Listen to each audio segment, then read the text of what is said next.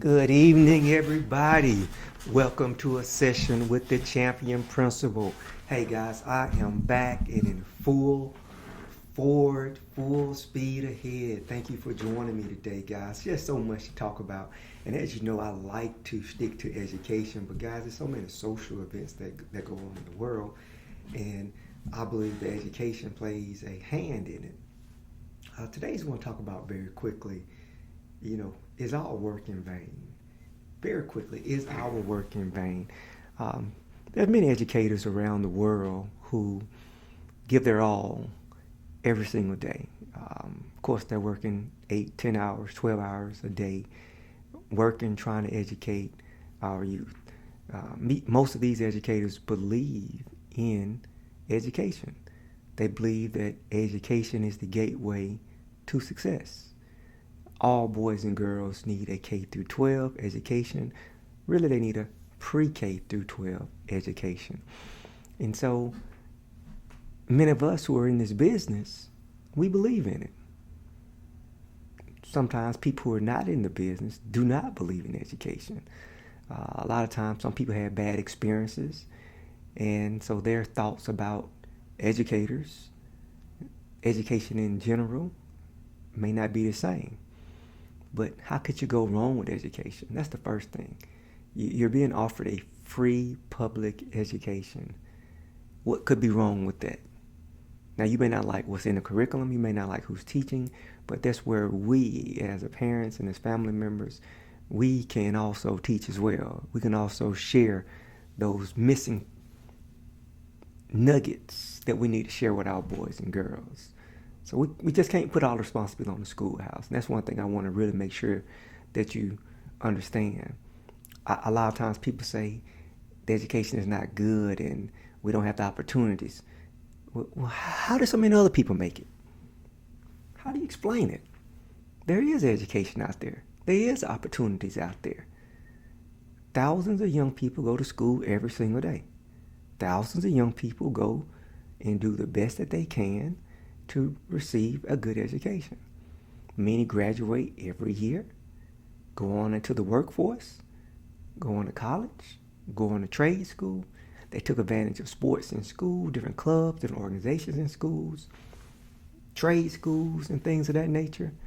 In different places like Georgia, they take advantage of night school. Some do, some don't. The opportunities are out there. Businesses are out there. Yeah, we may not have enough black businesses, but do you really believe that's going to change anything? So we have more black businesses, so you think that's going to give somebody some pride? I don't know about that. We have black businesses now, right on the west side of Tuscaloosa. My school is right beside a mechanic shop, beside 2 restaurants that are black owned. And I think there's a tax shop right over there as well. And even across the street, there are more businesses, from my understanding. I'm not sure if they're black owned or not, but I know my school is right there by 3 black owned businesses. And what is that doing for the community again? That's actually, it's a black owned business being a business like any other business. People decide either to support it or not to support it. I don't believe my boys and girls wake up in the morning and they walk by there and say, hey, that's a black-owned business. And now they feel some sense of pride. It's a business like Dollar General. It's a business like CVS. That's what they feel. Now, many years ago, when we were coming up, and probably before my time, it was more pride into knowing that was a black-owned business and that was a carpenter and things like that. But guys, I just really believe, and it just goes back to one of my other videos, Waiting on Superman. It sounds like to me that we're waiting on Superman, however you want to view it, but we're making excuses. Our boys and girls, our families need to first of all value education. That may be their only way out.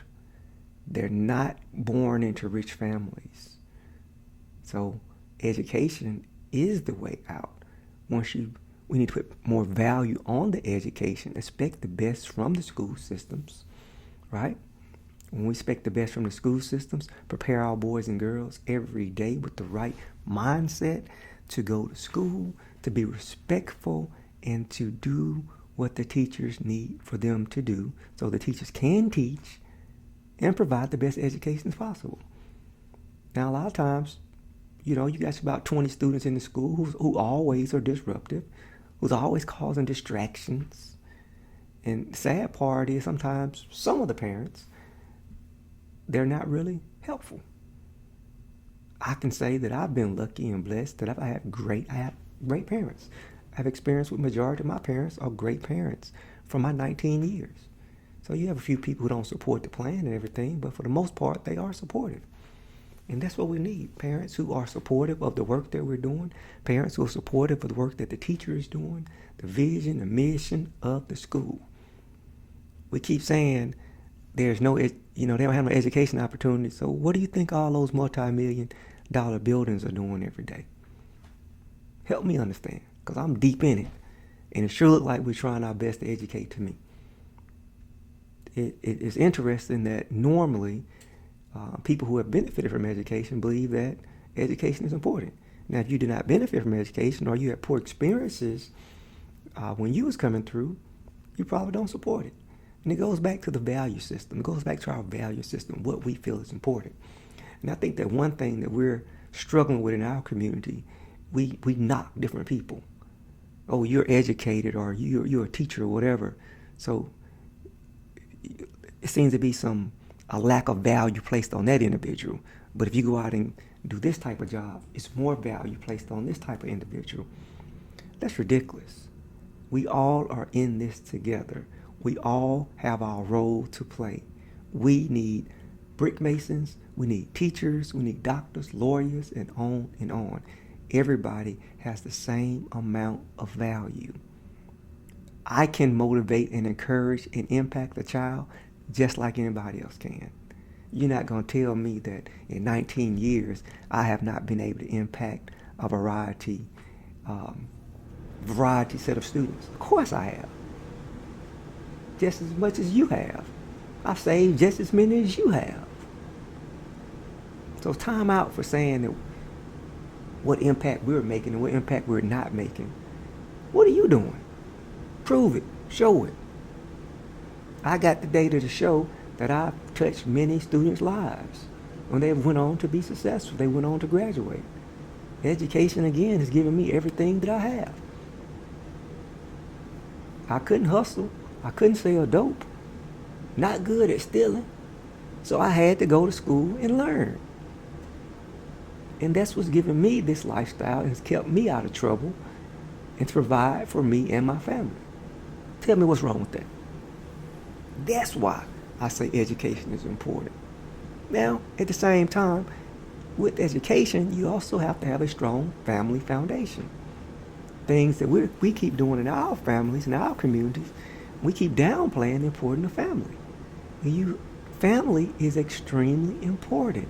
See, not only just family, it's the value system that families place on their youth, on their children. It has to be a strong value system. The difference between right and wrong. Not coming and telling students, children to fight and all that kind of stuff.